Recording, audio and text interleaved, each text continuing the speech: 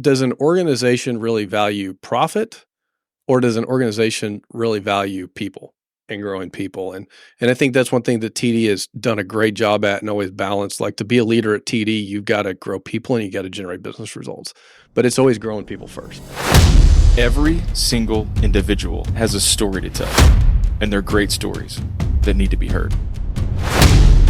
I want every listener to know they have the ability to change the world.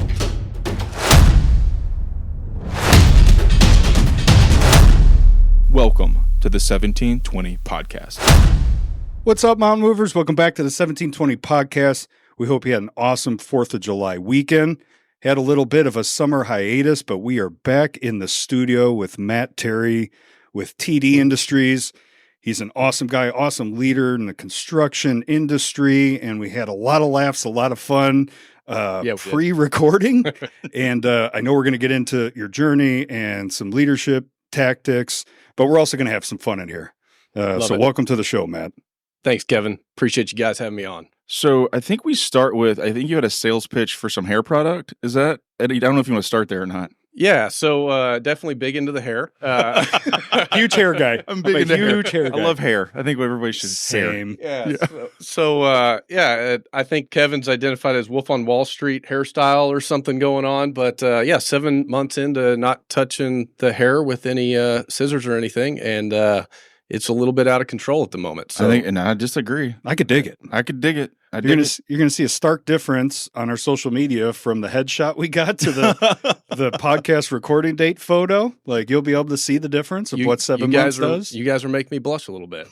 I was trying to talk Kevin into going 7 months also, and let's see how it looks. Yeah, Bozo the Clown. Yeah. Just line up the buckets, throw some balls in buckets. I think you could totally sport it. Yes. Did you actually watch Bozo the Clown? Yeah, he was Chicago. Did you watch it? Yeah, not a whole lot. Kind of like Herbie. Heard you're a big Herbie the Love Bug fan too. Is that out? Is that big time. But yeah, the hair, just something to have a little bit fun. I listened to Green Lights at the start of the year, and that was kind of my inspiration of McConaughey's got it. Let's go give it a run. No, but just kind of having fun with it, and I'll probably have like a Pedro moment from Napoleon Dynamite where my head will get too hot from running this summer, and I'll just go shave it off. Right? And I'll look like Kevin. There you go. Yeah. Sorry in advance. Yeah. What is the long-term plan there? There is none. Okay. There is none. Respect that. It is just like going by the day, having a little bit of fun. Can't take yourself too serious. Wasn't that a fantastic book, though? Oh, I wasn't expecting. I didn't have high expectations going into it, and that's one of the very few that I would say listen to the book, not read it, because he self-narrates it, and it's awesome. It is some amazing stories. I mean, it's things that he talks. You can't believe. It's like, wow, that guy's got a very, very interesting past, without a doubt. Is it an autobiography or something? I don't know what it is. Yeah, shocker! I haven't read a book. Plus life advice, what you should do type deal. A little combo. Both he intertwines some of his testimony. Or what you shouldn't do. Yeah. Yeah, a little bit of both. Is he the naked bongos guy? He is. He talks about that in there. Really? Yeah.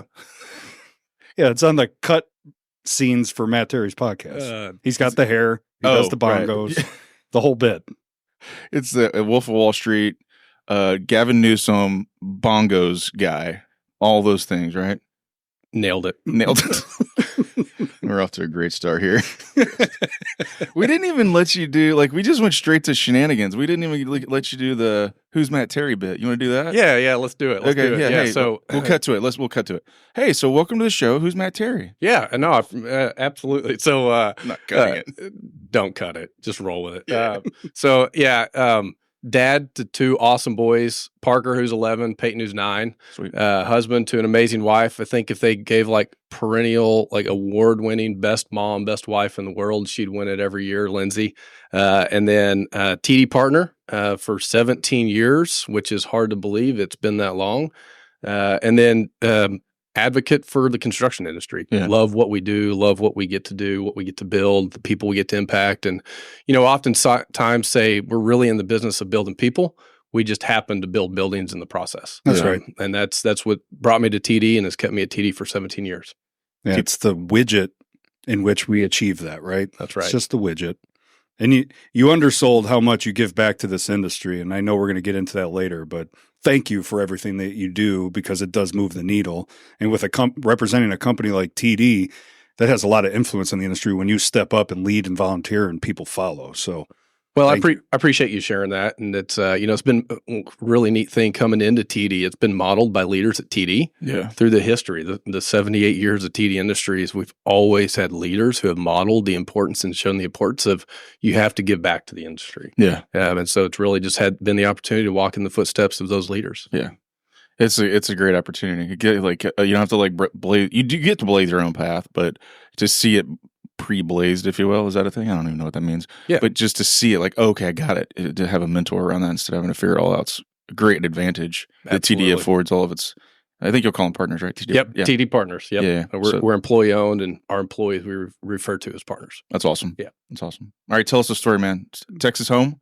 Texas is home. So I was born in Abilene, Texas. Oh, yeah. In my house. Okay, that's fun. Intentionally. Yeah. Okay. So midwife, all that kind of stuff. I don't remember it. That's what I've been told. But yeah, so born in Abilene. It's been a year in the Northeast when I was too young to remember, and then really raised here in North Texas area, a little bit in North Ocean Hills, and then moved to Southlake, Texas in second grade, and really raised and grew up there in Southlake. Back in the day-ish, got to be different than now, right? I mean, I feel like Southlake's had its day in the last 10 years. Yeah, so back in the day-ish, yeah. So I was second grade on. My wife was kindergarten on at Southlake, so we met there at Southlake. And when we were there early days, it was a small 3A, believe it or not farm town, right? Everybody had acres. There wasn't a whole lot out there. You'd go into town to go to Walmart, and there was a Dairy Queen. Oh, yeah. That was right there at Kimball and 114, and that was it. That was all you had. That's crazy. Yeah. So we've seen the town transform and change and grow into what it is today, and now that's home for us. And it's really fun to be raising our boys in the town that we grew up in, be on the sports fields with the kids of the guys and gals we went to school with and grew up with, and just kind of doing community and raising our boys in that town, and being a Southlake Carroll Dragon. Yeah. Do you like it more now or then? Did you like it more rural, or do you like how it's built out? There's obvious advantages and disadvantages to both. What I think that what I love now about the town is just the sense of community. Everybody in the town is a dragon. So there's one high school. Yeah. There's multiple elementaries, but everybody is a dragon. You start as a dragon, you graduate as a dragon. And that sense of community, while it was there when we were younger, it isn't like it is today. Now, some of the realities of the pressures, the what comes with Southlake Carroll today wasn't there when we were there. Right. It was a 3A farm school, always had an amazing sports program, big focus on football, big focus on academics. And that hasn't gone away, but it was just different, right? I remember being second, third, fourth grade in elementary school at Johnson Elementary, and you'd have the seniors, the high school football players and cheerleaders come in on Friday, and they'd sell you the little ribbons for 50 cents or $1 or whatever they were. And just kind of that opportunity, a small town feel, kind of varsity bluesish a little bit. Yeah, right? yeah. But just that time, that way to connect and with the players, with the athletes, with the coaches. Everybody knew everybody in the town at that time. And as it's grown, it doesn't exactly have that small town feel, but it has a very deep sense of community, which is fantastic. That's an interesting balance to strike, because I would say that I think the story of most towns that grow like that is they lose that identity. It doesn't feel like it's your hometown anymore. It's because everybody's transplanted in and don't really care about the coach because he's going to be, the gyrations of a big city start to take over. Yep. And I don't live in Southlake, but to hear that story, it's no, that's not how it is out there. It's different. Yeah, it's that's interesting. Yeah, and I think it does go back to just kind of that common theme, that common thread throughout the community is that dragon. Mm-hmm. And to see everybody in the dragon green on Friday nights, on football nights, and see their kids wearing dragon gear and swag to school throughout the school year and everything, I think it helps create that sense of community and belonging there. Yeah, and they're a football powerhouse, right? Oh yeah. They are, yeah, football, and baseball as well, and several other sports. It's just very strong, both academically as well as athletically. You have if you want to try to draw an idea for your business through the podcast, if that's why you're listening, there's one right there, right? Because I had never really thought about, and it'll sound like an indoctrination principle, but in reality, like it's just, no, you're just part of the team from day one as an employee all the way through day X or N, or however you mathematically represent the N, right? All the way through the nth day of being an employee. You're a South Lake Carroll Dragon, right? All day, every day.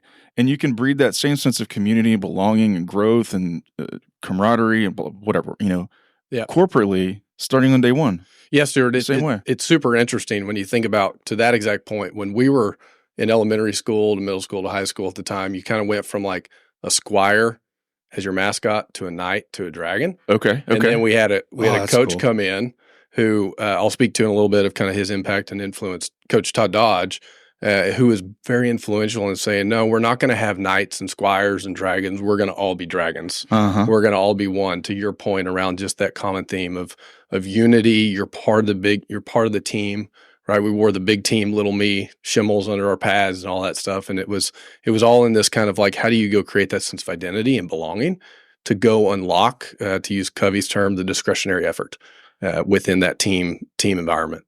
Okay, so this is like very interesting to me because listeners probably remember, I guess is the right word. I live in North Dallas. Kids go to Richardson.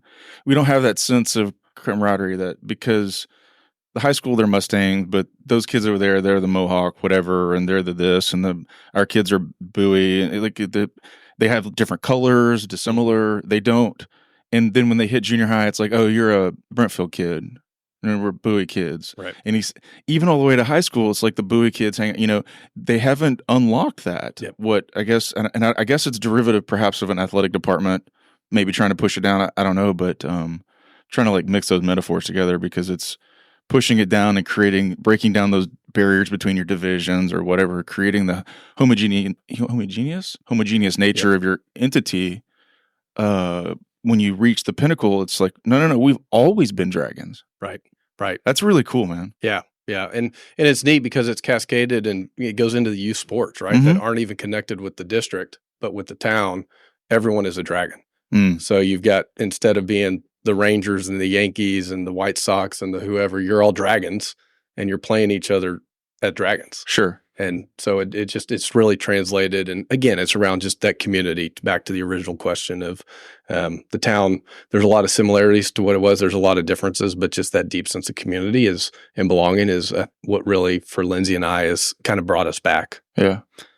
And you have, so mentors growing up, you mentioned one. It sounds like you had a coach that had a big impact on your life. Who were your mentors? Yeah. So, a lot of different people throughout my life, right? I mean, obviously, amazing parents who just, set an awesome foundation in faith and belief and what that looks like, and just building character and really kind of focusing on what are the key principles, what really matters, and then an amazing brother who's a friend and just always been there to be an ear and to listen and connect and build a relationship together with.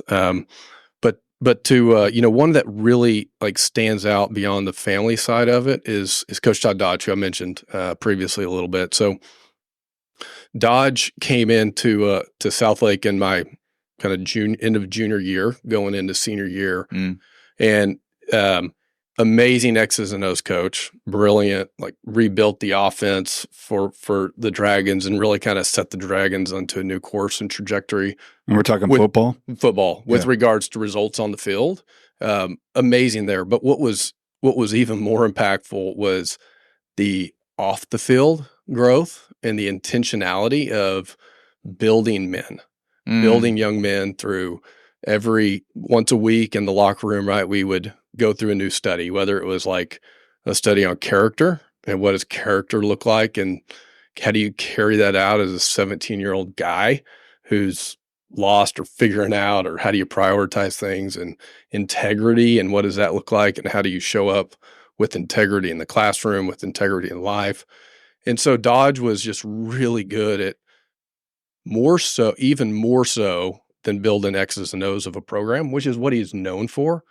More so what I saw through Dodge was he was a builder of young men. Yeah. He was a builder of character, of integrity, of doing things the right way, winning in the right way, losing in the right way. And then just how do you put team over self? How do you put others in front of yourself? And that was just a common thing, that it was every day with intentionality that he was bringing into the locker room and onto the field for us.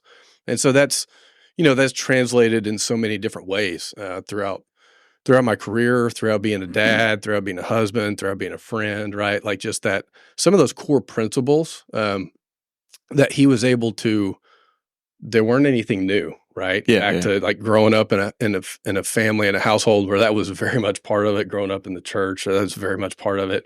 But he was able to bring it from that mix of like on the field, off the field, as a leader in that clubhouse to connect with young men, right? And it was super formative. And you had the blessing of having that at home and on the field. A lot of people don't have that at home, so absolutely are coming into his care. It sounds like he was way ahead of his time than that, because that sounds unheard of. Yeah, in a public school, in a public school too, right? That way ahead of his time there.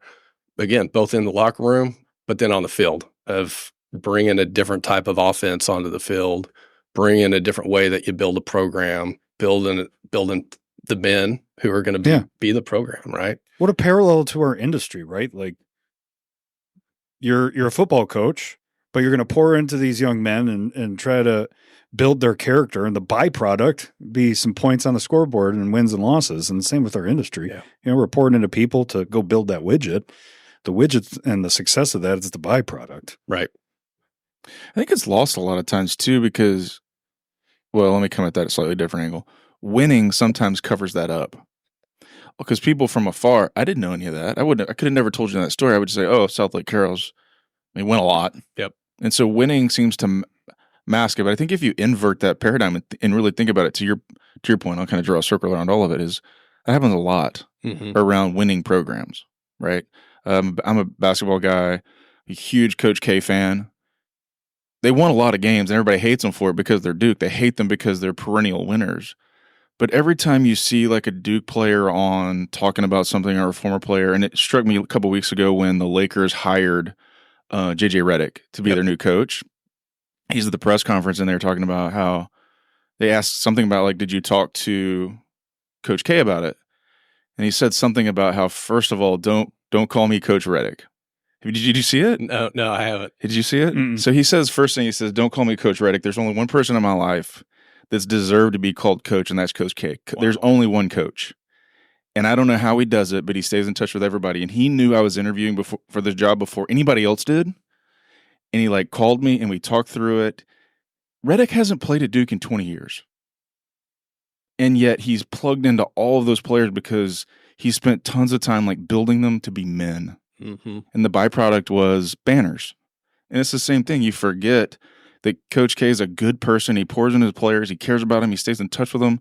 All of those things because you hate them because they win. Yep. Yeah. And for coaches like that who have like just the kind of impact that transcends over decades, like the game is the instrument to grow men, to grow women, to grow future leaders, to grow, again, future fathers and wives and husbands and sons and daughters, right? Like, and that's where I think when you look at great leaders, it's whether you're building buildings, whether you're coaching a team, whether you're a doctor, whatever your profession is, you find a way to use that as an instrument to go positively impact the lives of people that you work with around each and every day. Right? And guys like Coach K, they figured it out. Yes. Right. Yeah. We had this dude, the Waxahachie head football coach, Shane Tolleson. He came on. Man, he bleeds that. I love it. And he pours faith. I got to sit into some of those practices, and he doesn't shy away from it. I think you could do it when you're a little further south from the Metroplex. You get away with it in the public school program. Just a bit. Yeah. Yep. But, I mean, that's his mission. And we need more people like that in the school system for sure. Well said. Yeah. Okay, so football. I'm assuming you competed in hair competitions too, though. when you were in high school? Mostly hair competitions. Yeah, he was a huge dreadlock That was guy. the only issue with football is the helmet covered up the hair. Oh, yeah. Although I feel like these days you see a lot more athletes with it coming out the back, like working like long locks, the dreads coming out the back, stuff like this. Maybe you could have. Yeah, especially baseball. Like that's the baseball, flat man. bill baseball cap with the hair coming out the back. My oldest son's big into slug baseball, and so that was probably also my inspiration. Was there a bunch of kids who looked really cool with the flat bill hat and the hair flowing out the back? Has he got the big fro haircut? He doesn't. He doesn't. Yeah, he kind of wears it high and tight. But that's the thing. Watching the World Series, men's World Series, college World Series, and my Hayes, my 14-year-old, he's got cool hair too. He's into this thing called the drop fade. Have you seen this? No. It's like the mullet, but it's short. So it's like along the side tight, and then it goes faded back to a point in the back. Okay. And then it's like faded up. So it's like kind of like a blend, but it's like if Mohawk and I just lost my train of thought. Mullet. It's like if Mohawk and mullet had a baby. It would be that. It's the drop fade, and Hayes is rocking that right now. It looks kind of drop fade. It looks kind of cool, actually. Hashtag America. You think I could rock it? Yeah, 100%. Yeah. Stewart seems less sold. I was just giving it an actual evaluation. I wanted to give you an honest opinion, not just some knee-jerk yes man guy. I'm a red on the disc. He's a blue. Yeah. You just watched a shining example of it. Pedal down, yes. Let me He's like, think about it. wait. We should think Let's about play it. this through the next several years. Yeah, let's think it out, Kev. You know what's awesome about this? We're like, I don't know, 10, 20 minutes into the podcast, and we spent half of it talking about my hair. Yeah. But like this happens at work too. Oh, yeah. Like I'll be in a superintendent meeting with just like amazing guys who are the best builders that you could ever imagine. And my hair and hair product comes up and it's right. Like, they're like, where am I? How is this happening? I just ignored. You're like, this happens in work. And I'm like, yeah. Because I thought you meant like people get off a topic. Not what happens at work is everybody wants to talk about my hair. Yeah. Your hair is the main character. It is a common conversational point, and it came up recently in a board meeting and stakeholders meeting. There's hair. It's a lot of it. Sounds like there's going to be a public shave day. There very well may be. Charitable public shave day. As long as I don't do it myself at some point. That's right. Hold the line. Don't do that. 7 months It would be a keep rolling. crime against humanity to see that thing go away. Yeah. The good thing is Mama's liking it. So like if Renz is on board, then I just keep rocking it. That's it.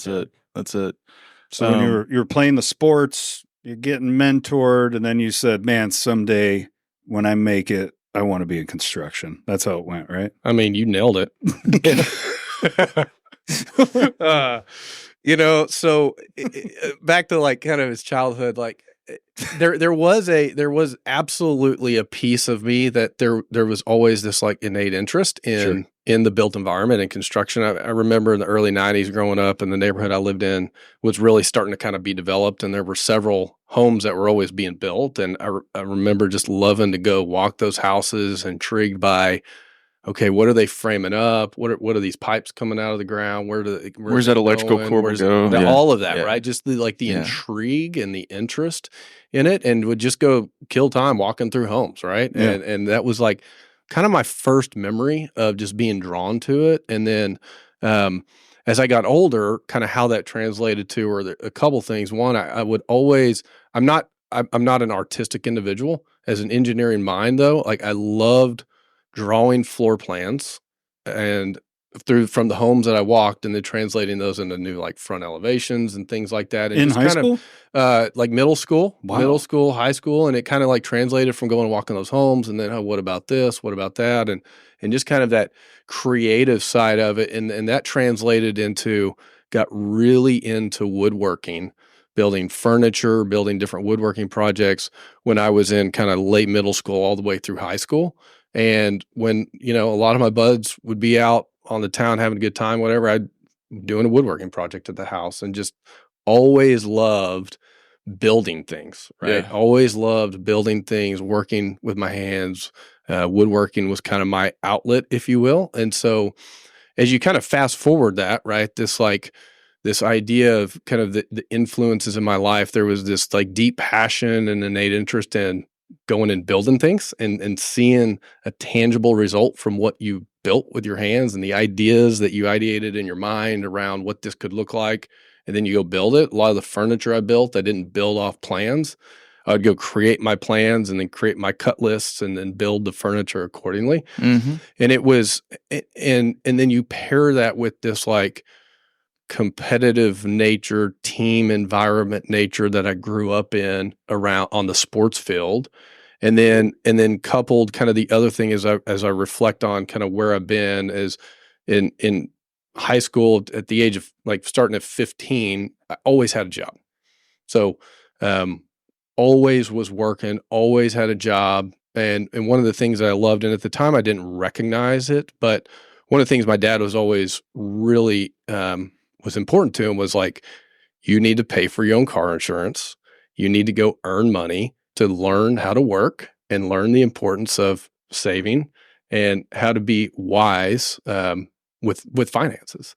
And so from being a busboy when I was 15 to selling TVs at Best Buy and going and selling clothes at Harold's clothing store or cashier at Home Depot to start my own lawn mowing business, I was always trying to figure out like, what could I go do to keep myself busy and build this work ethic? And so I think like a lot of that culminates in that's the construction industry. Yeah. Around like just the built environment and the passion and interest toward that, the grit and the industriousness that it takes to stay in the industry. It's an amazing industry, but it's not the easiest industry, right? And so building that work ethic through that, and then just the people leadership side through the teamwork and seeing guys like Todd Dodge again who modeled what leadership can look like and the positive impact it can have on others.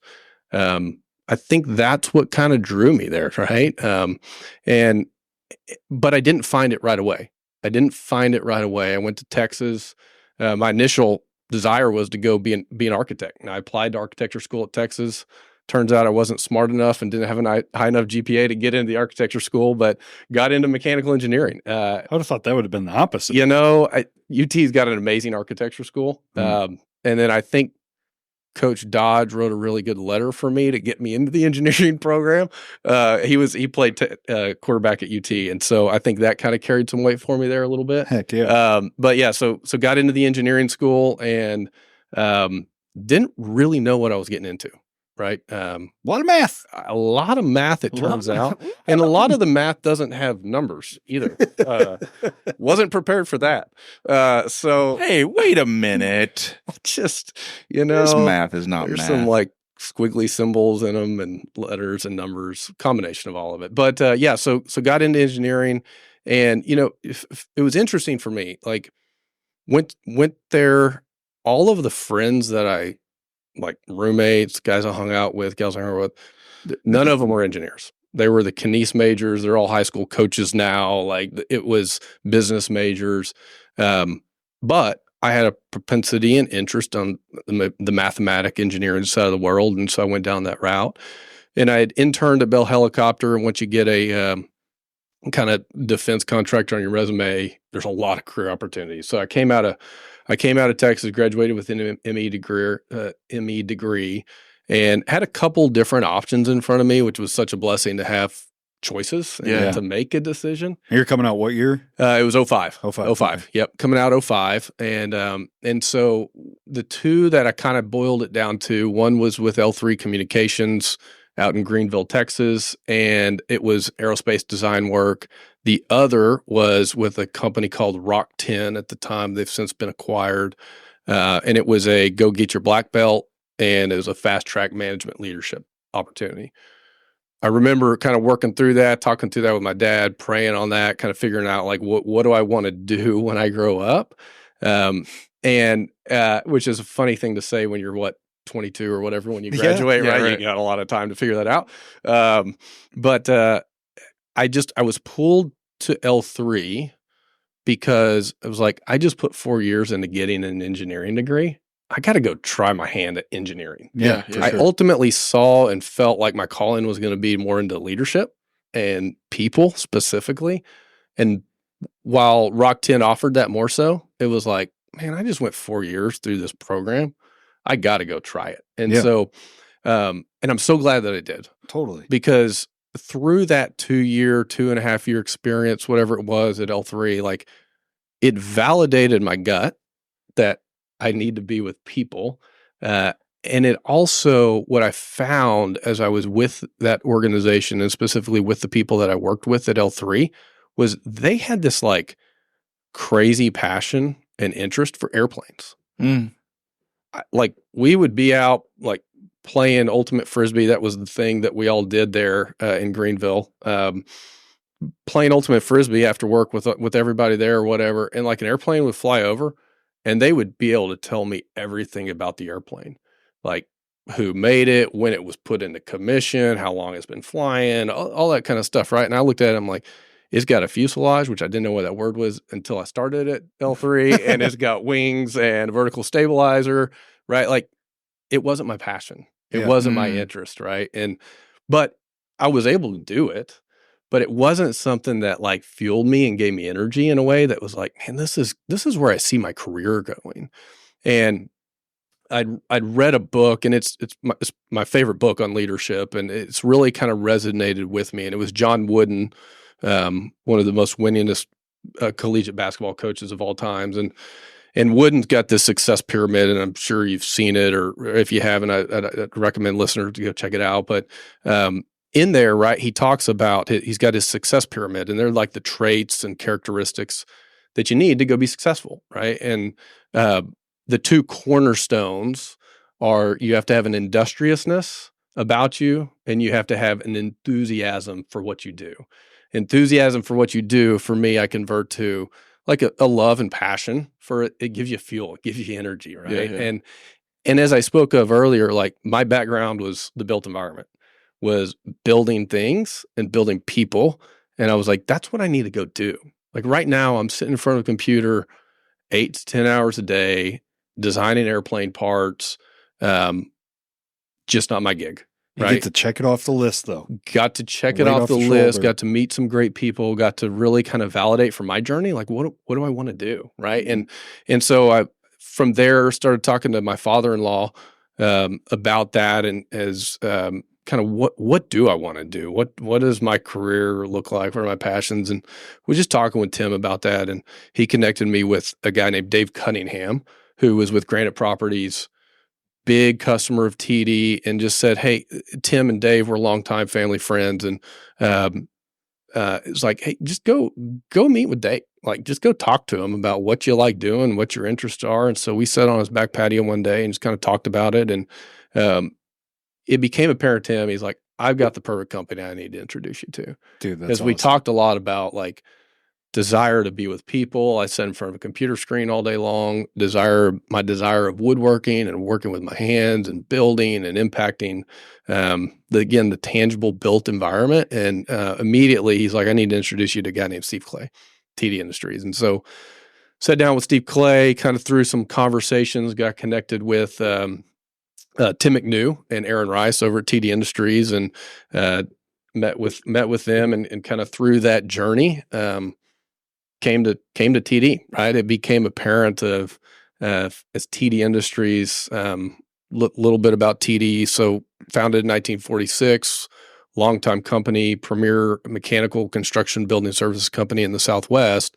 But what to me was the draw, why I loved that side of it, to me it was like a company that was employee owned, that you get to be something bigger than you. Mm-hmm. It was a culture built on servant leadership, which the tenet of servant leadership, right, is growing others around you and developing others around you. And then just this company that had this reputation of great place to work, Fortune 100 great place to work for 20 plus years, right? It was like clearly they put into practice what they put on the walls, mm-hmm. right? And it was evident from day one, right? And so Tim hired me.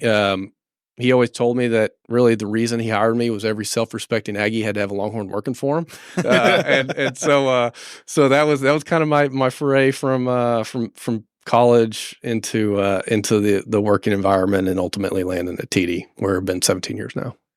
It's a great story. Yeah, that's just what I was about to say.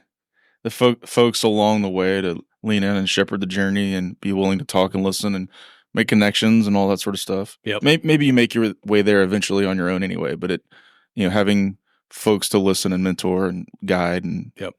who know you enough to say like, hey man, you should you should talk to this guy. Right. That sort of thing. It's unique because not a lot of people have that story. A lot of people are just trying to figure it out on their own. Not that you weren't, but like absolutely having someone who was to help is to comment on the story being amazing, and also like a call to others to say like, hey, there's a Matt in your life. Help them out. Reach out to others. Extend that olive branch. Like just the power of building that trusting network around you. Yeah. Whether it's confidant, mentors, being a mentor, teaching others, developing others, like all the above. It's life changing. Yeah. It's life changing for you, and it's life changing for them. Yeah.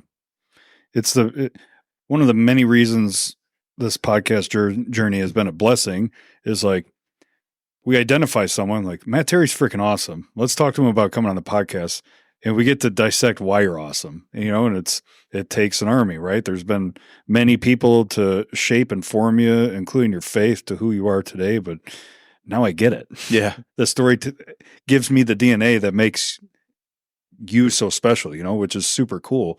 And you get to highlight a bunch of people along the way. Because a lot of people come on this and they're like, I don't want to highlight myself. And it's like, you don't really do that. You just share what got you to this point, which is a lot of other people. Which is others, right? It's not about me. It's not about an individual. It's about a group of partners and back to that community that came alongside somebody and have just helped along the way. Yeah. And Dave's right. Because like, if you did I get this right? Because you clearly didn't go to UTD for a master's. So project management at TD, was that your starting role? Or BIM or? Yeah, no, you got that. Okay, cool. You're really scrambling. Yeah. I started as CEO, get it right. It was an assistant project manager? Assistant to the project manager. Yeah. Fair.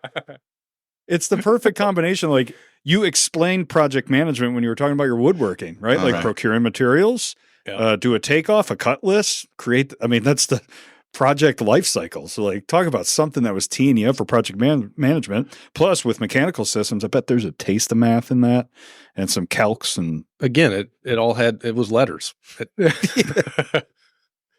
I value, is this a 1? I don't get it. I'm going to do the reach into the podcast archive bit that I sometimes do because I think there's a through line I want to create here. Yeah. It's going to take me a minute to tell a story to get to it. So I've been doing, ever since Herb Sargent said something about, I think his parting shot was like build resiliency, personal resiliency, corporate resiliency, build resiliency. I've been thinking a lot about how you build resiliency. And then I've been listening. Ever listen to Hardcore History? No. Oh man, Dan. Good listen. Oh man, Dan Carlin does these long form history narratives. He's not a historian, but he like tells stories, I guess. Hardcore History. God, this is gonna be a long story, but bear with me. It makes sense at the end. So I'm listening to this one called "The Blueprint for Armageddon." He's talking about the lead up to World War I, and I'm in the middle of World War I now. And over the weekend, I'm listening, and he's talking about how up until World War I, countries didn't have any resiliency. Like battles were, like countries fell in 2 hours, and then they had like a gentlemanly exchange of swords. Like, oh, you've defeated me. You can have Norway. And it wasn't until really like the technological innovation started to take hold in the 19diggities that countries could take body blows. They were resilient, and that became, you had Napoleon before that, Alexander the Great before that, but those countries could take body blows. And then you have in World War I, 2, 3, 4 countries that can all take body blows, and the whole world erupts into a war. But he was talking about that in terms of like a country's resiliency. Right. And so I'm hearing that again. And then what I'm hearing you say is something that Ollie said. Is it Ollie Chantuk said? Mm-hmm. Is that your network of people helps you build resiliency. Yep. And so I'm thinking about all those 3 things, and I don't know how they come together, but that is like the network that got you into your seat, coupled with like the network effect you were talking about, Kevin, earlier ago, about like just all the people who help you stay afloat and move you from here to there and have your best interest. Like, that idea is like percolating. I can't say it like in a thesis statement, but all those ideas are kind of coming together at the same time for me to say like, boy, the value of your network is huge. Yeah. It's huge. And people think of it in terms of like, what can you do for me? But that's a two-way street, because I personally have been the benefactor of my network and the giver into my network dozens of times over the last 20 years. And it goes both ways. Yes. Right. And it out of necessity, it needs to go both ways. Just iron sharpens iron, and how do you help grow those and positively impact those around you? And Stewart, I'd add like the resilience side around the network, but then back to like this enthusiasm for what you do. And when you love what you do, right, there's going to be tough seasons. Yes. There's going to be trial and tribulation. There will be failure and setback. But whenever you love what you do, it's like, I'm going to put my head down and we're going to get through this. Yes. And I'm going to learn a lot from what I've just gone through. And let's not do it again. And let's try not to do it again. Well, there's a sports breakdown there too. I've never had this thought before, but that resiliency through sport also, because when it gets hard, right, when you're in the middle of August two-a-days and it gets hard, the kids who don't love football quit. Yep. You know what I mean? Yep. You have to love it in order to take the body blows. Yep. There has to be something greater than you, and you have to love what you're doing. You can fade that back into like my country resiliency, right? They're doing it because they believe in something greater than themselves. They're resilient because they're fighting for Mother Russia or whatever, you know? But if you don't love it, peace. You're going to be out. I'm gone. Yep. Take it. You can have my sword. You can have Norway. I'm gone. So yeah, the love for the fight, the love for the thing you're doing. Yeah, I've not really thought about that in terms of like the resiliency equation, but if we were whiteboarding it, I'm writing it under there right now. It's key, you know, and that's back to take us back to the pyramid, success pyramid, right? From Wood. And again, he had the grit, industriousness, and then the enthusiasm for the cornerstones to success. But I think to fully understand that and appreciate it, and I love this, is how Wooden defines and frames what success is like success is, it's that satisfaction that you know that you did your best to go achieve your maximum potential, right? And it's not about like how high did you climb or how far did you go. It's like, did I do everything I could? Did I put in that effort? Was I resilient in that moment when it got tough? Did I leverage and lean into and help grow others and learn from them? Like if we've done everything we can, like we need to be super content, excited, thankful, grateful for that opportunity that's been given to us. Right. Yeah. And we need those books out there because most don't, right? Like, right. Did some research when writing the book on retirement homes and coined it as rocking chair moments. Like a lot of people in that season look back with regret that they didn't give it at all. They turned around at resilience. They didn't prioritize their family. And some of us get to check these in our 20s and 30s and see it coming and redirect. But man, some people make it to the end of their race and then look back and say, crap. Yep. Wish I could have. Yeah. That's why those books need to exist. Spot on. You know, Wooden's another good, not to go back to Coach Dodge / Coach K as we were telling that story, but Wooden's another really good example of that, because if you don't know anything about Wooden in the UCLA program, you think, I just won a bunch. But in reality, all those dudes who played for Wooden couched him among the most influential, most caring like person ever in their lives. I think about Bill Walton, who recently passed. He talked about Wooden all the time. All the time. All the time. Yep. Yeah, they won some titles. But what was more important to Bill Walton was that Coach Wooden cared about him. Sure, they won. Yep. But he was his friend and his mentor, and he could rely on them and all those things too. Yep. And when you read the story of Wooden and kind of his leadership approach and how he built teams, yeah, he had the Bill Waltons and he had some stars, but he didn't rely on stars. Right? He brought in people based on character and coachability, and then helped them go unlock what does success look like for them. Yeah. And through relationship, camaraderie, and having the right culture on the team, that's how he really achieved success in the run that he had. You ever been to UCLA? Have not. So at UCLA, they have a very cool sports hall of fame. It's adjacent to Pauley Pavilion. And when Coach Wooden passed, his wife donated, I guess is the right word, their living room to the Sports Hall of Fame there at UCLA.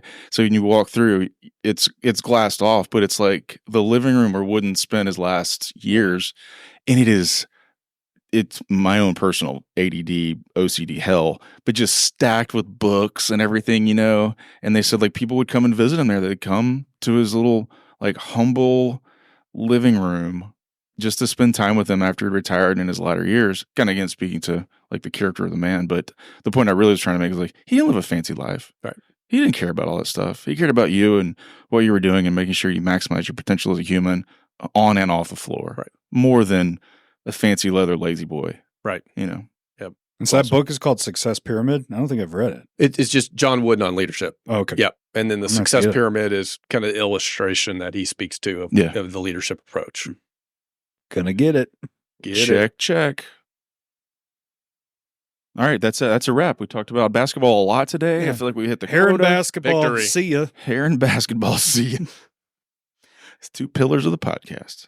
Well, we know we have the inside track on how special TD is and servant leadership. And I know, I think it was for a Texo event. The first time I went to y'all's Dallas office, like jaw dropped when you look at it felt like miles of tenured employee partners, that I think it starts at 5. Starts at 5. I was like, man, 50? Yep. Like it's up there. I think it makes its way into that conference room. Ed Ramsey's at 57 right now. Dude, it's unbelievable. Insane. And the volume to which there's long tenured people, like it's got to be a special place when that many people are willing to be there for that long and fight for something together.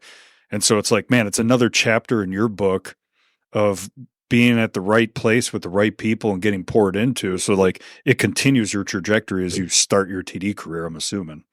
Yeah, absolutely. As somebody, again, who was drawn to TD in a big part because of that servant leadership culture and that employee ownership mindset that exists throughout all of our owners, right? That you look at the experience, the tenure of guys like Ed Ramsey, 57, Jimbo Bennell, 45, like it's unbelievable type of tenure experience within the organization. And you just have these leaders that you're able to listen from, lean on. They've probably already made this mistake for you before you walk into it, and just being able to take those wisdom nuggets and those experiences from them. And it's so special to have that strength of group and bench strength around to be there to support you. Right. It's like that Farmers commercial. Isn't it Farmers? I know a thing or two because I've seen a thing or two. Yep. It's like that. I mean, those guys, they have already screwed it up, and it would be their joy to help you not screw it up. That's right. That's right. And so you had some values instilled in you at a young age and some character that you're building as you get into this TD career. And we know that you climb, APM to president? Climb or descend? Yes. Descend. Waves. The reason I laugh about that, so it's a small thing, but our org charts at TD are inverted. Yeah. So the CEO is always at the bottom of the org chart, right? And it's very symbolic and representative of our culture and who we are, and that my job exists to support the front line, period. Right. Yeah. Like it's just that reality. And so the partners who are out there doing the work, putting the work into place, my job is to support them and give them the resources that they need to be able to be successful, and then get out of their way, right? And so just that small little descending down the org chart to your point has been a fun journey over 17 years. Why do we miss that in the industry still to this day? Like I get the org chart, but like forgetting that the people that put the work in place are everything. Like none of our roles exist if we don't have those people putting the work in place. Like how are we missing that? Ego. It's a big part of it. Yeah, it's just my pistol out of the holster approach. Just that. I mean, I don't know if it's all of it, but I used to do that, and I don't do it anymore. Therefore, that sort of thing. Yeah. Which is stupid. I said it like it was right. It came out of my mouth like with some gravitas I did not need. I don't think that's right. You were a blue acting like a red for a hot second. Yeah. Ego. It's such. I talk to a lot of people about this topic, and I feel like the ones that most typically get it right have been in their shoes. Like, had the hammer in the holster, swinging the hammer, doing the widget themselves. And there's never this ivory tower. Never is a strong word, but there's not this ivory tower typically, because you've been there. You can empathize with what they're going through. But even if you haven't, when you have a structure like TD does with that org chart flipped on its head, day one, you understand as an employee here, like you are serving your people. And I think that helps, even if you haven't swung a hammer and been in the trenches, like at least you understand, like This is a non-negotiable. Yeah. And and Stuart, to your point, it's ego, it's pride, but I think it's also just like organizational culture and what does an organization really value? Mm-hmm. Right. And so like, does an organization really value profit or does an organization really value people and growing people? And I think that's one thing that TD has done a great job at and always balanced. Like to be a leader at TD, you've got to grow people and you got to generate business results, but it's always growing people first, right? That if you're there and you're growing people, you're developing others and you understand where the work really happens and that's out in the field, then that's how you're going to drive profit. That's how you're going to drive income and success on your jobs.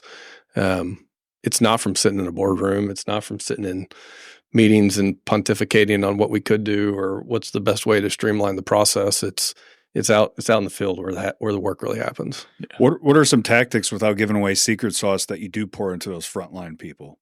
Yeah. So a lot of it is it's simple blocking and tackling. Right. It's intentionality around finding space to get to break bread together. Right. Like one of the favorite things that I do is on a monthly basis, I bring in a handful of our frontline partners and just break bread together and have breakfast and check in on how are they doing? Mm-hmm. How are they experiencing servant leadership out in the field? How are their leaders showing up for them? What can we be doing as an organization to better serve our partners? And it's things that are, again, nothing is earth shattering, but it's finding that intentionality in the DNA of the organization to say, we're going to carve out space to connect. We're going to be thinking through things of how do we simplify and make life easier for those frontline partners to help them and enable them and equip them to do their job and do their job well. Yeah. And building a culture around safety that every one of those partners comes home the way that they came to the job that day. Yeah. And I'm assuming, because I've had my fair share of those types of meetings, you get the wind taken out of you when you start getting the results, and it doesn't match the words on the wall all the time when you translate it down to the field, and you start uncovering some things that, man, hurt your feelings. They hurt your heart when you know what you stand for and the results aren't there. I'm sure you've had a couple instances of that. Without a doubt, right? And what you hear, it's not what you wanted to hear, but it's what you need to hear, right? It's like, okay, that's not what I was expecting today, but that's what I need to hear. Now we need to go move on it. And we need to go do work here. And so that's just one small example of what we do within the organization, right? And you spoke, Kevin, to the point. It's like the faces on the wall when you walk in TD.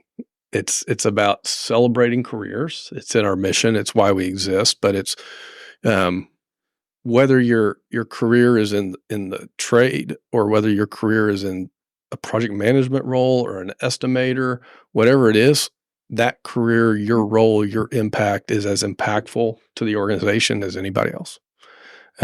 There's no rank in the room within our organization, whether you're the president or you're a day one apprentice. You can be an employee owner of this company, right? And it just kind of level sets within the organization of, hey, I own this company as much as you own this company. Here's what we need to go do. Here's the right thing to do for this organization. And again, I think it just breeds that culture around ownership at all levels throughout the organization. And then that servant leadership just so naturally comes next to it. And I think whenever you do those well and you do those right, it's while it still happens, it's not as easy to lose perspective on the guys and the gals putting the work in. Those are the ones that we're here to support. Those are the ones that we're here to serve day in, day out. Yeah. And I know, like, I'm envious of how much professional development y'all have at all ranks, like how many opportunities there are to learn, whether it's about the widget, about leading people, about personal finances. There's so many opportunities within the company where people have resources to just grow as people, not workers, but as human beings. Yep. And that's also rare in the industry. Right. As Jack Lowe would say, it's like, how can you afford not to train your people? Right. And so whether it's through CEF craft training or local ABC craft training, whether it's through professional development, Covey development, CCL, whatever it ultimately is, right? If there's a partner who has a passion to go learn, TD's generally going to figure out a way to help them go achieve that. Yeah. What's the saying? I think it's a Richard Branson quote, isn't it? It's about like yes, it is. Go on. No. Sometimes you finish my sandwiches. I had nothing. You don't know what I'm talking about? No, not yet. Oh, it's something about to the point of training your people. Is like, what are you afraid of? You're going to train them and they're going to go, right? Or you're going to not and they're going to stay. Yeah. Something I'm paraphrasing and I butchered it a touch, but what's the downside? Yeah. And not that you need to be convinced, but like so many people out there is just like, what's the downside, man? Spend some time investing in your people. It's also, I mean, so you can look at it very focused from an organization. Like it's not only the right thing to do for your company and for your people, it's the right thing to do for your industry. Yeah. And so what? You go train somebody up and they get a better opportunity at a company other than yours. Cheer for them. That you don't have ready for them right now. Cheer for them. Yeah. And it's going to make the industry better and it's going to make your competition better. Mm-hmm. And when you think about really good competition, as Simon Sinek calls like the worthy rival, like we want all of our competitors to be really good at what they do, right? And because that makes us better. Mm-hmm. That raises the bar for us. That allows us to train differently, to grow differently, to focus differently, that the industry as a whole benefits when everybody's training. When everyone's on equal footing and training in the same way and really elevating the game throughout the industry. Old Queen Bee Melly Mel says, rising tides lifts all boats commonly. Right. That's one of her go-to sayings, and it's absolutely true. There's a good sports analogy there too. Like, again, to make fun of basketball for just a second, the boys, when they think about old-timey basketball, they say, well, yeah, Wilt Chamberlain was awesome because he played against plumbers, right? That's the refrain they say is like just a bunch of regular dudes who happen to could dribble a basketball. So basketball wasn't great in the 70s. And then somebody got a little bit better, and everybody else got a little bit better. And then another team won another championship, and they all got a little bit better. And you fast forward now, and the league is insane. Yep. Well, that's what we're all trying to shoot for here is like competition's not bad. When the Lakers won another title, it caused the Celtics to be mad and get better so they could win another one. That's right. And now you have insanely high quality product that hits everybody's TVs all day long. Yep. Just like you have when the rising tide lifts all of our boats, we have insanely well-built buildings all across the universe because we lifted it all up together. Yep. And our local communities benefit from it. Our building owners benefit from it. The industry benefits from it. I mean, which generates more jobs and more careers and keeps the thing moving in the right direction. Yep, I'm going to force you to shine the spotlight on yourself for a little bit, but it's all to share. No, thank you. Yeah. I'm going to pass on this. Beep. And that's a wrap. So we should run that Woodhouse commercial now? Yeah, let's run that Woodhouse commercial. Thank you, Matt Fisher, for your $10,000 sponsorship for this week's episode. You remember, I don't know if you, Matt, I don't know if it was only 10? Yeah. For the second half of the episode. Zero out. Thought so. I think it was you, Matt, that said you were going to sing the jingle now? That was Matt Fisher. Yep. Oh, I thought it was you. Is he on quick call here? Dude, he's got the voice of an angel. I would love to hear him sing. Matt Fisher does? I can't wait I'm going to call him when we leave, see if I can record him singing. We're going to cut to it right here. I'm just so thankful that Fisher's decided to take the platinum level sponsor for the Texo building renovation. It's unbelievable. It's so nice. I didn't think he was going to do it. And then when he raised it, he was like, I'm in on this. I was like, God, kudos to you, Matt. Yeah. Terry's already chiseling his logo into the front entrance. It's so chiseled right now. It's so. Are we talking about the logo or my abs? Which I can't remember. Yes. Yeah, thank you for all of that, Matt. We fit it in. That's funny. Yeah, back to highlighting you, Mr. Matt Terry. I'm not going to shy away from it. You had an insane climb in your 17-year career that most don't have, and it took a lot of people along the way. And you answered it indirectly throughout the episode, but let's answer it a little directly here. Like, what character traits help you to get to the bottom of that org chart? Yeah. So, I think we've, as you said, Kevin, we've talked about a lot of it indirectly here. I don't want to sound like I'm beating a dead horse here, but take it back to I'm going to start with the industriousness of just learning the work ethic, the grit, the grind when the seasons are tough, the ability to just continue to work through that and look at it not as a failure or a mistake, but it's like, what can I learn from this? Oh yeah. How can I grow? How can I build resiliency, Stuart, to your point, through this season? Because again, construction's not easy. There are tough seasons that we will walk through, and let's learn through them, right? And so it's that coupled with this enthusiasm, this passion, this love for what I do, the people I get to work with and around, the people that I get to learn from and be molded by, and a great organizational culture and company, like that's huge, right? That's a big part of it. And then just always being a curious learner. Yeah. Asking a bunch of really bad questions.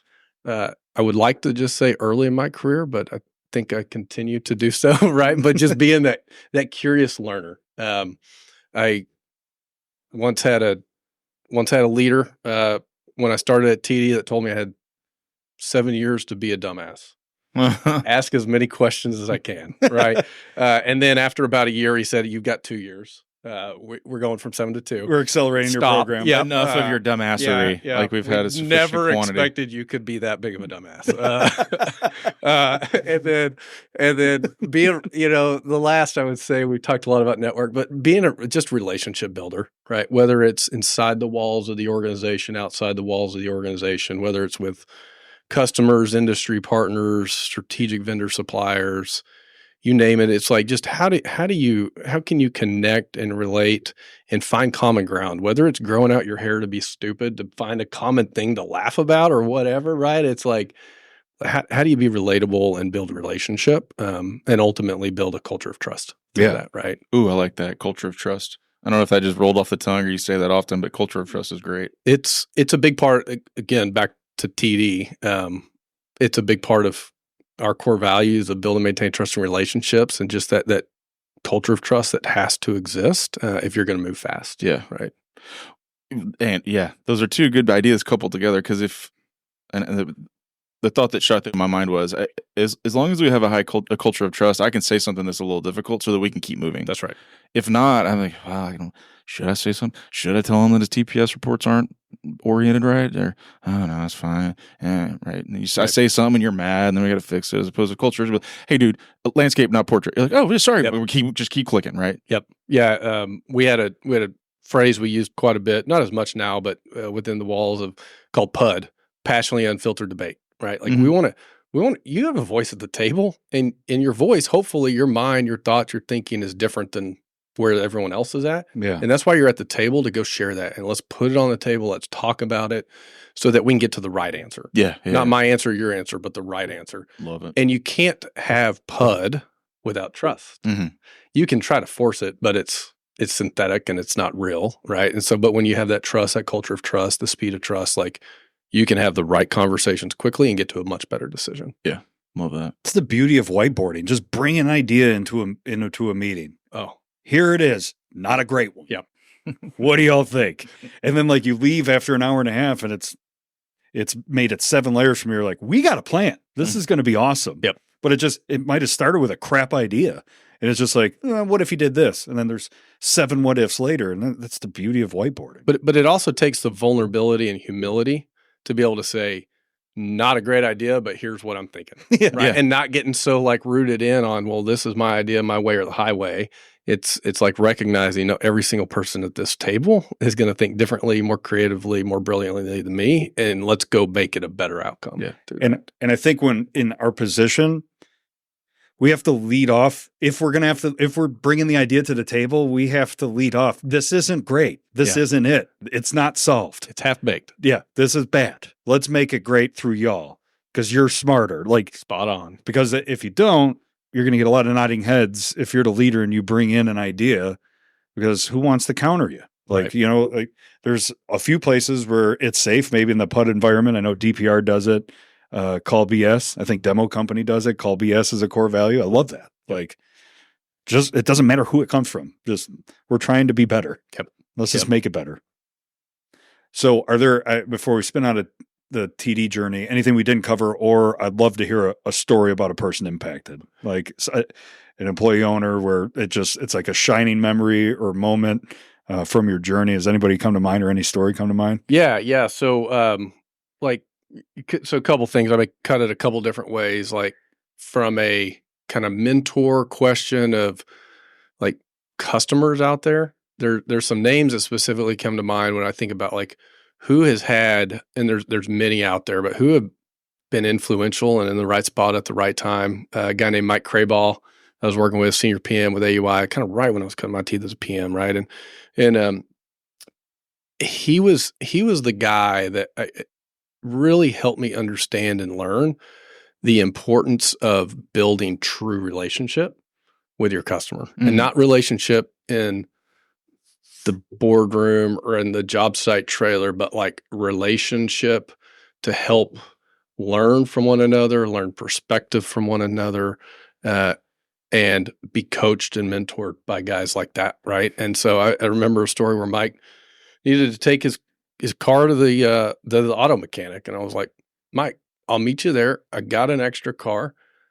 Let him have my car for a week while I was in the shop, and then next thing you know, he's coming to church with me on Sundays. Yeah, and, that's awesome. And like it's just like, wow, it's cool to build a building, but it's way cooler to have that kind of impact on individuals, right? And then guys like Dave Clark, who just like a mastermind of the operations side of built the children's hospital with them. And I learned from him in 2 years what I probably would have learned in 10 otherwise, right? And guys like Ted Reccadello, who was a pre-con mastermind with Beck, and just the way that he looked at deals and understood them, and the ability to learn from guys like that, they just blew me away, right? Yeah. And these are guys who their job wasn't to teach me.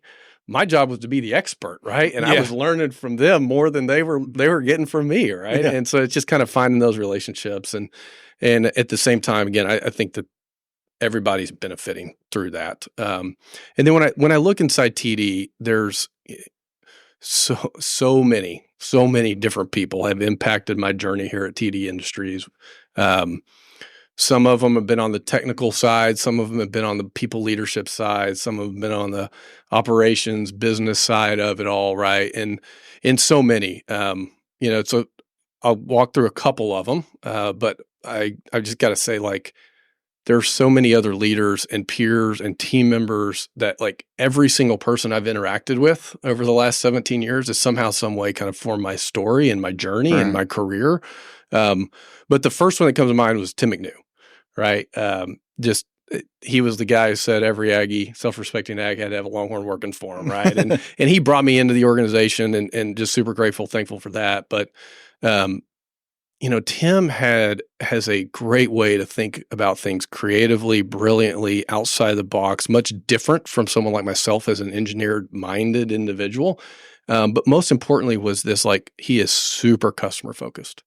So customer-focused, so hour-focused of like, hey, how do we help serve our customer better, right? They're the ones paying the bills. How do we help give them a better product, give them a better service? How do we make sure that our yes is yes and our no is no, and that we go deliver the value that we committed to when we sold them the project, right? And so it was so neat to be able to work for him, with him, alongside him for so many years of my career here at TDIndustries. And Tim's a personal friend of mine now, and just somebody who I would not be sitting in this podcast in the seat that I sit in at TD without Tim, without a doubt. And then as you go through, like, Rod Johansson's another guy that just over my career, amazing operations mind, amazing business acumen, financial acumen, and somebody who really came and over the course of several years, just kind of like one-on-one mentorship and teaching in a very intentional way, as he was kind of on the back end of his career, and just kind of came alongside me and helped me understand, what does it mean to be a general manager, business unit leader at TDIndustries? What is it? How do you drive a P&L and a balance sheet? And how do you look at this and look at labor productivity and understand? I mean, just one of those guys. It was like every time I met with them, I'm like, I grew 6 months in a 2-hour work session, right? Like that kind of stuff. And then those guys are gems. They're gems. They're gems. And then the other one to spotlight is Harold McDowell. So Harold recently retired, CEO for 18 years at TDIndustries. But Harold had just a great way of kind of embodying servant leadership through, like, leading with an empathetic heart. Like, just really was connected with our partners, knew our partners' names, knew their kids' names.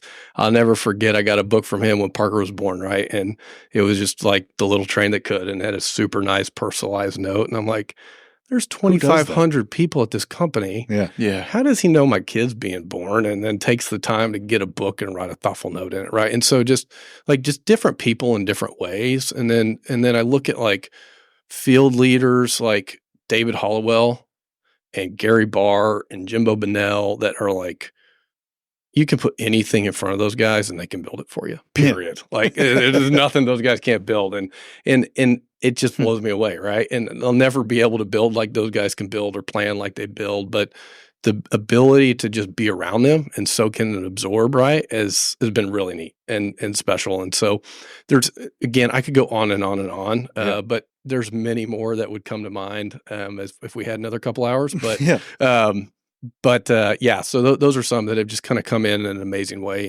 and poured into me in ways that frankly I didn't deserve, but that I've absolutely benefited from, and they've been a huge part of my career. That's all. I just had this thought over the weekend, driving past this fabricator shop, custom fabricator, like big wheel bagger motorcycles and classic cars, and like builds them from scratch. And I'm like, what job security? Like to be a master builder or a master fabricator, that like you could create anything you wanted. Like you could go work anywhere. Yep. Like you could do whatever you want. Like the amount of job security that has with it. No doubt. Because it's becoming less and less because we're on technology now. Yep. Master craftsmen with their hands is becoming a rarity. Hard skip. No, I was just like thinking about, you got hard skip because I was like in a lost in thought thinking like, why didn't I get that? And how it is amazing. And like, it's a lost art. And did we cycle back eventually? And like, I don't know. My mind got all like circled up and like actually thinking about that guy in the shop, like welding helmet down, just like getting after it. It's insane, man. Yeah. The talent level. Like, I mean, you get to see it in so many of those craft championships. And, and that's not just the youth, right? That you're bringing your top performers to compete at any age, right? How those ABC competitions. Yeah. So the National Craft Championship that Kevin's referring to it's ABC National, and all the local chapters go through kind of the top craftsmen, tradesmen inside of their trade, and then compete at the local level, and the winners advance to national. And you see these guys and gals that are the best there is at their trade, at their craft, as they've gone through apprenticeship programs and really learned in the merit organization of how to be the best of the best, right? And you get to see them go compete and win medals, and it's such an honor for them and for us to get to go be part of that. Yeah. I love it. I've went to one of the national conventions and seen it and seen the awards and the energy and the enthusiasm behind it. I did, as a glazer though, I did walk the trade show booths, and I asked like the authors and publishers of some of these books, like, where's the glass, bro? Yeah. Like, where is it? There's a lot of, not one of them have it. There's a lot of pipe and sheet metal and electrical around here. That's right. Would love to have a curtain wall competition. But anytime you bring that up, they're like, you should spearhead it. You should start it. Yeah. It just back out of the room. Good idea. You've been voluntold. That's right. That's how that rolls. You talking to me? No comprehending. No. And so you're on serving, you're on all sorts of different stuff. So Texo Board, obviously, ABC National Board of Directors, right? Yes. And so that's where you get to see the craft championships. But what, for folks that haven't attended one of those ABC National conventions, what happens at one of them? Yeah. So, I mean, there's various different kind of items that are going on, right? From a big thing is that we're working on is policy, governmental affairs policy that impacts the industry. And so a big part of ABC National is the voice of the merit shop in the industry and organization. And what are we doing to ensure that we're looking out for that piece of the industry and making sure that policy supports the business need. Yeah. Right. And a big part of it is workforce development. Translates into National Craft Championship. is one piece of that. And then the other piece is working with colleges to bring in construction management degrees to work through kind of project management side of the world as well. And so the whole workforce development and then safety, health and wellness side of it, right? A big focus on safety, whole person, whole partner safety, not just the physical safety, but the mental wellness, right? Our industry is plagued by the highest suicide rate of all industries, including military, and that's unacceptable. Yeah, right. And so, as a big industry leader, it's like, what are we doing to go put initiatives in place, to go connect with partners, people, to go shore that up and be there to help? Yeah. A big part of it is around leadership development. Leadership Week is coming up here in November, and was in DC last week for Legislative Week. Again, that gets back to the policy side of it. So there's a lot of different facets and aspects that go on at the ABC national level. But ultimately, ABC National exists to support this industry, be an advocate for this industry. How many times you said it about project management and getting training and awareness on that? How many times have you said in an interview and people didn't understand the boardroom side of it or the office side even existed? Because when you're outside this industry completely, you might be ignorant to the fact of like what happens before the widget goes up. Right. And most instances, a lot. So like, if you think that's the start and end of a career, you might not pursue it because you don't see, maybe you have a big ceiling over, or a tall ceiling over your life and your career expectations, and you don't see it there. So you never pursue construction because you don't even understand what we do exists. Yes. Yep. Even on your side, like you could practice law specifically on construction for all your career. Correct. Like I wouldn't know that outside looking in on the business.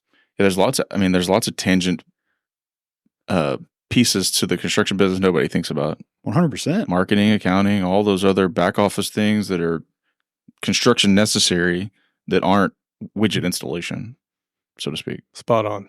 I would love to get to a point where the majority of people didn't fall backwards into this business, but it's tough sledding, man. Yep. It takes guys like you stepping up.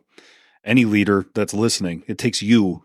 It takes all of us, right? Stepping up. It takes a village. That's right. And I think that's a big part of like kind of why I've chosen to jump onto the TEXO board and had the honor to do so, and had the honor and chosen to jump onto the ABC National Board and have involvement with CEF and supporting the craft training that's going on there. Is like, this industry needs all of us to step up and support and serve this industry. Yeah. To be advocates for this industry, to donate not just our time to the industry, but our finances to the industry, right? Yeah. That it takes money to go deliver and move on these initiatives, to be a voice, to be an advocate, to represent this industry appropriately, whether it's on Capitol Hill or at your local courthouse or wherever it ultimately is. It's like, how do we make sure that we're really tooling up and equipping our industry leaders to be advocates of this industry? Yeah. Because there are, to your point, Kevin, there are amazing careers, whether you're in the craft and trade or whether it's in a leadership or office side or a boardroom side. There are amazing careers, and we've got to do a better job as an industry telling the stories. And I think 1720 has done an amazing job of highlighting those stories, right? But it's, how do we continue doing this of, hey, here's what the construction industry is. Here's the impact it's had on people and the communities and then the livelihoods of the people who've chosen to have amazing careers in the construction industry. Yeah. That's the PSA for today. There it is. Wherever you're sitting, you have a way to get involved. Get involved. Get involved. You have a voice. Don't complain if you're not willing to get involved. Don't say you want like a glazing championship if you're not willing to go drive it, right? I just wanted a book that shows how to do it. Like that would have been cool. And they were even like, "Have you ever thought about writing? You should write a book." Yeah. I did that. It was about mountains and stuff. Yeah. So what's the summer plans, my man? You take any vacations yet? You got vacations coming? So we actually just got back from a week in Gulf Shores, Alabama. Baseball combo? Baseball, yeah. So it was a baseball tournament for Parker.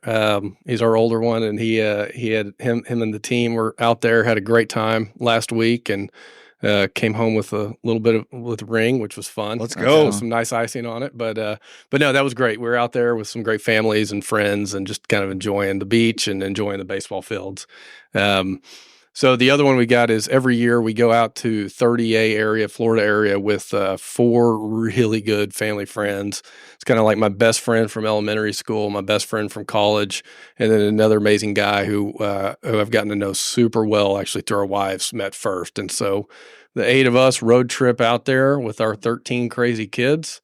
We stay in a single house the whole time we're out there, and it's just like, it's not even controlled chaos. It's just chaos, it's totes right? chaos. You're totally more exhausted when you get back than when you went, and then it's back at it. So we're heading out there here in a few weeks, and looking forward to just kind of getting out of it all and going and hanging out with our best friends and our kiddos with their best friends and have a good time. That's awesome that you do that. Make it a tradition. Yeah, I feel like a lot of people go down to 30A in the summer. Is that like Destin and all that? Yeah, it's right between like Destin and Panama City. Yeah. It's a good time. And you can 12-hour drive, pretty easy to get there and get back. You can one shot it too. Y'all one shot it? We do on the way back. Yep. Not there. Where do you stay on the way down then? So this year we're changing it up this year. We're going to stop at in Vicksburg. And so my oldest son, you were talking, I grabbed the note on the history podcast, Hardcore History. Yeah. So as an 11-year-old, like he's an historian, and it's awesome. Oh, he'll love this. So he'll love that podcast. So we're going to stop at Vicksburg and go do the tours and all that. He's big time into World War II and just passions. But I'm like, let's go check this out while we're on our way and get to see some of the battlegrounds and history there, and just anything history for him has got a bent and interest toward. So we'll do that on the way out, and then the way back we'll just one shot. We actually stayed in Vicksburg last time we went down. We stayed. I can't remember exactly where we stayed. Doesn't matter, but that's where we stayed last time. Nice. It's awesome. All right. It's a good little spot, yeah. Give me any pointers if you got some before to go. I have a memory like a goldfish about places we go. Gotcha. I can remember that Ollie Chantok one time said that your network helps build your resiliency, but I have no idea what we did in Vicksburg. You just remember you were there. Yeah, I just remember going there. We ate dinner on top of a hotel. It was nice.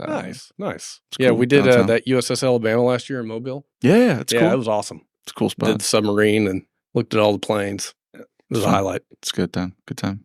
Bunch of kids running around, including you. Yeah, no doubt. When you go to a lot of wiffle ball, home run derby going on the beach. Oh man, that sounds so fun. Oh, it's a blast. Smoking that ball. Oh yeah. It's whether you're hitting into the wind or the wind's to your back, right? Mm-hmm.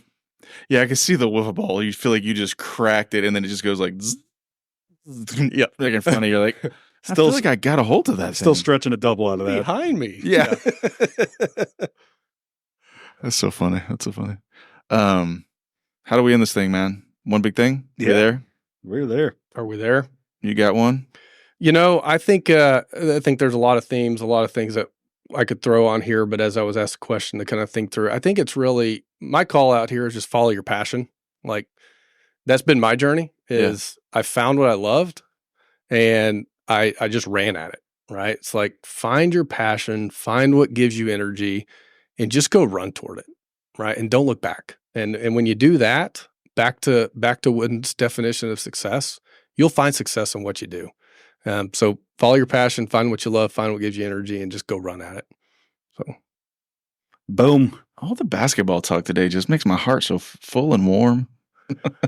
Full and warm. Yeah, I didn't know we were going to have. I've quoted John Wooden a lot in things, but I've never really researched him. So this will be fun. He's a fascinating character, man. It is. It's going to be my next Kindle book for sure. It's really good. Matt, thanks for hanging out with us, man. Hey, thank you guys so much for the invite. It's definitely an honor to sit here with you guys this morning and talk through this and share a little bit of my story, but more importantly, those individuals who have just kind of been there for me and surrounded me and poured into me. And I'm just thankful for being here and getting the opportunity to spotlight them a little bit and kind of share what all that looks like. The honor is ours, sir.